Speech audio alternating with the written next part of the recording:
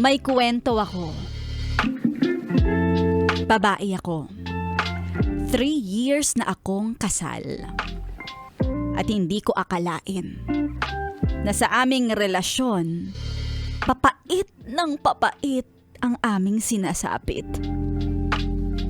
Kung ire-rate ang aming jurut-jurut life, 0. As in bokya. Kung noon lagi siyang nakasiksik sa aking kilikili kahit hindi pa ako naligo, ngayon, pahirapan na patabihin siya sa akin tuwing gabi. Parang bahong-baho. Ang tingin niya yata sa akin, inahing manok. Ayaw niyang dumikit o mga labit. Dahil puputak na naman ako ng puputak, tak, tak, tak, tak, tak, tak, tak, tak, tak, tak. Tingin niya sa akin ay lagi ko siyang pinapansin sa bawat kilos niya. Isa sa pinakamasakit na ginawa niya ay nang malaman ko na hinuhubad niya ang wedding ring namin. Dumating pa sa panahon na nawala niya ito. Kaya sinabi ko sa kanya na, "O sige, sa dadating na Pasko, yan ang ireregalo ko sa'yo. Sing-sing." Pero sabi niya lang sa akin, "Bahala ka. Hindi ko naman susuotin yan." Ouch! Ang sakit nga. Kahit alam ko na malabo naman siyang mag-cheat o magloko sa akin, ang sakit pa ring isipin. Pakiramdam ko talaga hindi niya na ako mahal. Pero ayokong sumuko. Kung kailangan nga na tumalon ako sa mataas na building para lang magkaayos kami, gagawin ko.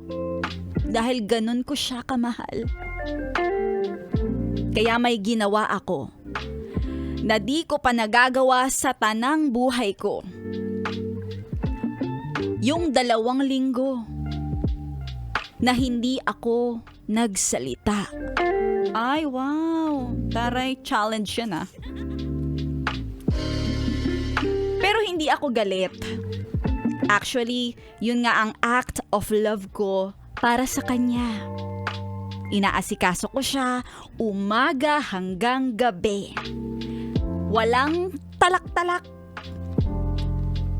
Tuwing gabi, hahatakin ko siya para kami ay magkatabi. Ako na lahat. Lahat-lahat. Para lang maging okay kami. Hindi ako nagsasalita. Pag uwi ni hubby, galing sa trabaho, tatanggalan ko na lang siya ng saplot.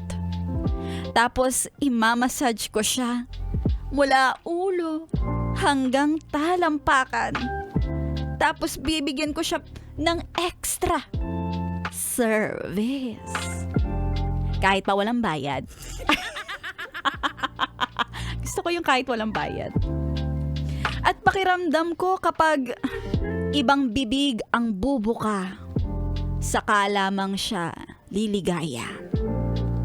At pakiramdam ko, nag-work naman yung ganun. Kinakamusta niya ako, kung okay lang ako, pero tatango lang ako. Tinatanong niya ako kung okay lang ako. Sabi ko okay lang. Tapos iyayakapin ko siya, ipaparamdam ko sa kanya yung pagmamahal ko. Kahit ang sakit-sakit sa loob ko. Sabi niya nga sa akin, "Ang weirdo mo." But then after 2 weeks ng ganong setup, hindi ko na kinaya. Napagod ako, nasagad ako, at napahagulgol ako sa kanya. And then, nagkaroon ng mga realization sa kanya. Niyakap niya ako. At nag-sorry siya sa akin. Ang tagal ko na hindi narinig sa kanya ang salitang sorry. At sinabi niya pa, namimiss niya daw yung dating ako. Yung babaeng talak ng talak. Natuwa ako sa sinabi niya. And then, we decided na magpa-counseling kami. At ang punot dulo pala ng aming pag-aaway ay nag-ugat sa childhood trauma ng husband ko. Dahil nung 8 years old pa lamang siya, ay pinaghihigpitan siya ng magulang niya. At nung naging mag-asawa kami, at nagkakaroon ng mga sitwasyon na napapatalak ako sa kanya, abay bumalik pala yung pakiramdam niya na pinaghihigpitan na naman siya. Well, salamat dahil sa counseling na yon na workout namin yung mga issues namin. At di ko akalain na meron pa palang mas i-intimate sa paggawa ng bata. Dahil mas nakilala ko siya ng husto. At mas lalo ko pa siyang minahal ng dahil dito.